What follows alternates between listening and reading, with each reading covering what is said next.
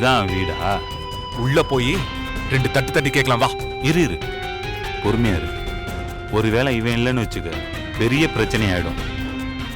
இவன் தான் பண்ணான்னு தெரிஞ்சதுன்னா இவனை தூக்கி போட்டு மிதிப்போம். மாமா, இவன் தான் எப்படி மாமா கண்டுபிடிக்கிறது? ஈஸி மாப்ள. அவன் லேப்டாப்பையும் போனையும் செக் பண்ணாலே அவன் செஞ்சிருக்கானா இல்லையான்ற தெரிஞ்சிடும்.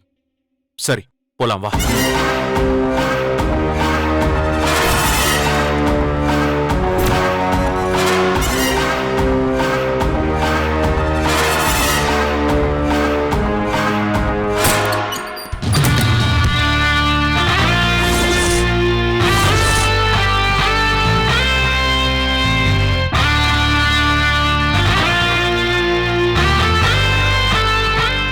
யார் நீங்க? இங்க என்ன பண்றீங்க? நீ தானே சாமு? ஆமா. உன்கிட்ட கொஞ்சம் பேசணும். என்ன பேசணும்? நீங்க பாட்டுக்கு திடீர்னு வீட்டுக்கு வந்து பேசணும் சொல்றீங்க. யார் நீங்க? நாங்க யாருன்னு அப்புறம் சொல்றேன். முதல்ல உன் போனை கொடு. என்ன? ஏன் போனை எதுக்கு நீங்க கேக்குறீங்க? மாமா, என்ன மாமா இவன் எல்லாத்துக்கும் காரணம் கேக்குறான்? யார் நீங்க?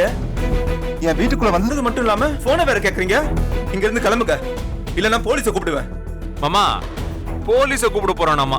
ஏய், போலீஸ கூப்பிடுமா வேணாமாங்கிறது நான் முடிவு பண்றேன். என்ன விளையாடுறீங்களா? வீட்டை விட்டு வெளியே போங்க. மாமா, இவன் கிட்ட பேசிட்டு இருந்தாலாம் வேலைக்காவாது.